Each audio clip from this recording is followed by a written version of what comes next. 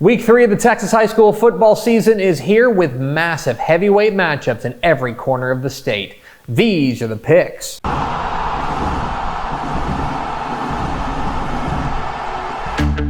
Welcome into the picks, your guide to the Texas high school football weekend. My name is Greg Tepper of Dave Campbell's Texas Football and TexasFootball.com. Thank you so much for tuning in and welcome to the third week of the 2024 Texas high school football season. And we've already seen through the first 2 weeks absolute unbridled chaos.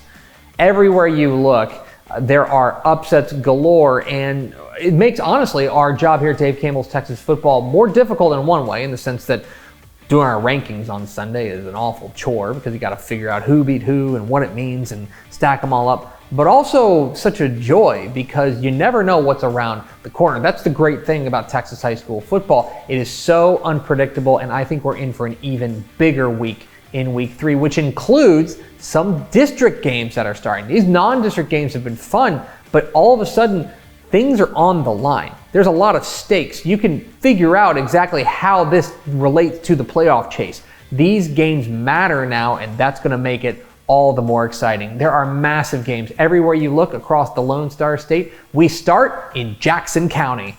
7:30 p.m. Friday night at Indian Stadium in Ganado. It is a state-ranked matchup of unbeatens as the East Bernard Brahmas visit the Ganado Indians. What are the keys to this matchup? Key number 1, the Brahmas makeover. So one of the more underrated stories of the offseason is what's going on at East Bernard this year, as Jeremy Jenkins comes from Gilmer Harmony to take over for Wade Bossy there as the head coach at East Bernard. And you're probably thinking, why do I care? What's so special about that? There are literally hundreds of Texas high school football coaching changes every single offseason. Yes, but there is not this kind of schematic shift, because what you are seeing at East Bernard is pretty remarkable. You see, East Bernard for years has run the slot T, a hard-charging, misdirection-based offense keeps the ball on the ground about 90+% of the time. When they throw, it's basically a trick play, right? Now, with Jeremy Jenkins, they're transitioning to the spread, which is pretty wild to go from that all the way to the spread. And so far, so good for the Brahmas. They're off to a 2-0 start. Quarterback Dan Bartlett looks pretty comfortable, and he's got plenty of weapons on the outside, like Malik Thomas. This is a Brahmas offense that may still be figuring out the scheme, but as it stands right now, things are looking pretty good. So where is East Bernard in this schematic transition? Key number 2, Ganado in the trenches. So Ganado's the number 1 team in the Dave Campbell's Texas Football 2A Division I rankings. It started the year at number 1. We're very excited about them, and for good reason, right? This is a team that was really good last year and also very young, and it's easy to get excited about the playmaking ability that they've got. Guys like Vince Sablatura and Logan Burris, they are pretty loaded everywhere you look at the skill position spots. But what I'm interested in seeing in this game is how Ganado matches up front against a bigger team in East Bernard, because that is going to be more telling about how far they can go in the future. Guys like Carter Kovar and Luke Green leading the way up front in the trenches for Ganado. This is their biggest test to date up front. Where is Ganado as far as the trenches are concerned? And key number 3, close call. So both these teams are undefeated. Both these teams are state ranked. East Bernard just cracked the 3A Division II rankings this past week. And these are two teams that are going to be playing each other for the third time in 3 years. This has been kind of a non-district tradition now for these teams the past couple of years. And each of the last times they've faced each other, it's been a close game, okay? They've split the 2 games, and they've been decided by a combined 13 points. These 2 teams are pretty evenly matched. Also of note, the home team has won both of those games. Ganado won at Ganado, East Bernard won at East Bernard. This game figures to be close, on paper and historically. So who can come up with those 1 or 2 plays to put their team over the top? Who am I picking? I'm going with Ganado. The number 1 team in 2A Division I gets the nod here for a couple of reasons. One, I do believe that historically the home team has had an advantage in this series, and I feel like being at Indian Stadium is going to give them a slight edge in what figures to be a close game. Furthermore, I also think that their defense, led by guys like Landon Hicks and Logan Burris, is going to be the difference in this one. This is an East Bernard team that I think is absolutely fascinating, simply because of the schematic transition they're undergoing. And the early signs are still very, very positive. But I do think that this Ganado defense has what it takes to slow them down and maybe make that transition a little more difficult. If history is any guide, this game is going to be close and it's going to be a lot of fun, but I think Ganado comes away with a very close win. Let's stay in that neck of the woods. 7:30 p.m. Friday night at Cowboy Stadium in Edna. It is a 3A versus 2A matchup as the Edna Cowboys take on the Refugio Bobcats in an absolutely blockbuster matchup down there in the southern part of the state. Edna is coming off of a fabulous win over Bay City last week, and the name to know for them is Braylon Harris. We wondered what this Edna team would look like without Jaden Clay. Well, Braylon Harris has stepped up in a huge way, and he is lightning in a bottle, really exceptional to watch. On the Refugio side, Drew Cox is the new head coach there at Refugio, taking over for the retired Jason Herring, and steady as she goes so far as the defensive coordinator has slid very easily into that big chair. They're off to a 2-0 start, and they are running the ball exceptionally well with guys like Jordan King. They're off to a fantastic start, but that is where I think the game is going to be decided. Last week against Bay City, Edna's run defense was absolutely fantastic. Can Refugio find a way through it? That's the real question in this one. I think Edna at home gets the slight edge. Let's go to the opposite end of the state. 7 o'clock Friday night at Bobcat Stadium in Sunray. It is a tantalizing panhandle matchup as the Stratford Elks take on the Sunray Bobcats. And it's a fascinating matchup because these are two teams that each made the semifinals last year in Class 2A, and then they switched divisions. Sunray made the 2A Division II state semifinals. They moved up to 2A Division I in the realignment. Stratford made the 2A Division I state semifinals. They dropped down to 2A Division II in realignment. Just kind of funny how that works, but this is a game that if you're somebody who thinks, 2A, there's no playmakers there, this is a game full of star power, specifically the quarterback spots for Sunray and kind of the do-it-all spot for Stratford. For Sunray, it's quarterback Armando Luan, one of the most decorated passers in Texas high school football history, closing in on the career passing mark. He is a guy who is absolutely dynamite and a guy who can take over the game at a moment's notice. For Stratford, it is Bryce Braden, and this kid rocks.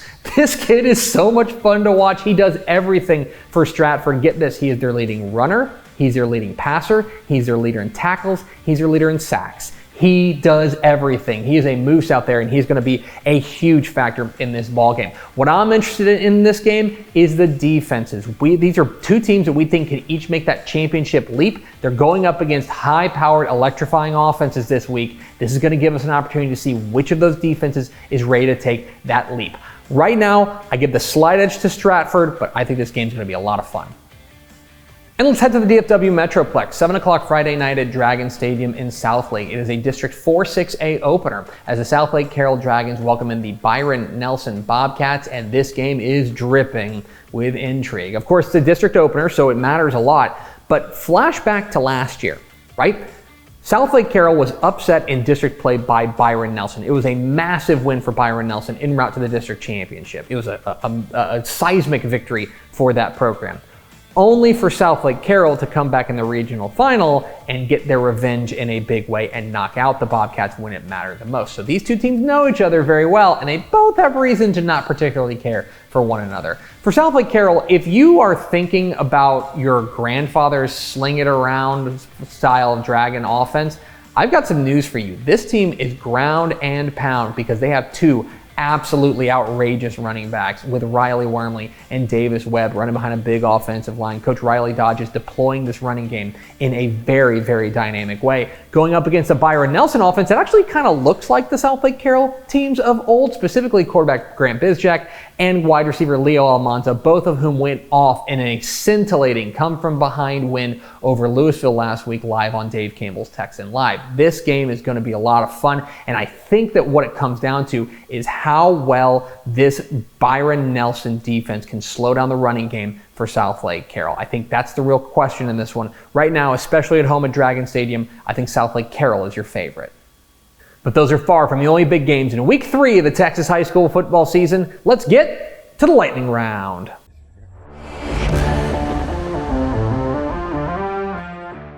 I like goalie out of Vanderbilt Industrial. Give me Klein Kane in a close one over fellow unbeaten Klein, and I'm going with Bridgeland to take down Fort Bend Ridgepoint. I like Midland over Amarillo. Give me Munster in a close one over Windthorst, and I'm taking Brock to beat Aubrey.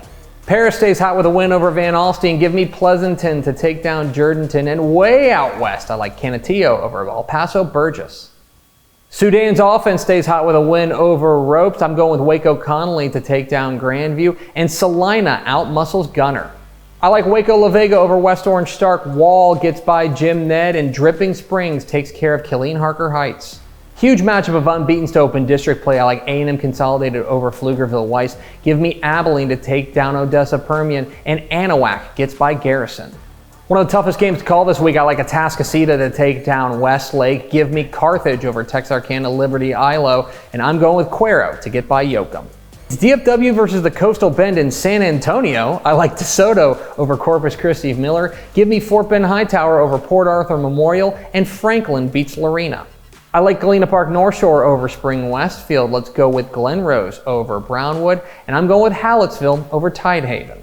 Harlingen wins a close one over Edinburgh Vela. I think Kilgore stays perfect with a win over Gilmer, and Lake Travis takes down Midland Legacy. I like Laredo Alexander over Bernie Champion. Give me Longview to take down South Oak Cliff, and Malakoff beats Madisonville. There's no hotter team in Texas than North Crowley. I think the Panthers take down Denton Geyer. Give me Port Neches Groves to stay hot with a win over LaPorte, and San Antonio Johnson beats McAllen Memorial. Out west, I like Seminole over Sweetwater. Out east, I like Tatum over Newton, and kind of in the middle, I like Wimberley over Austin LBJ. In our private school game of the week, it's the Holy Bowl in San Antonio. I like Holy Cross over Central Catholic. And in our six-man game of the week, give me May over Rochelle. And those are the picks. What am I wrong about? Which games did I leave out? Leave comments down below. Don't forget that subscribe button. Follow us on Twitter at DCTF. Like us on Facebook, facebook.com/Dave Campbell's. Follow us on Instagram, instagram.com/Dave Campbell's. And of course, see us at texasfootball.com. Thanks for watching. Enjoy week 3 of the Texas high school football season. We'll see you.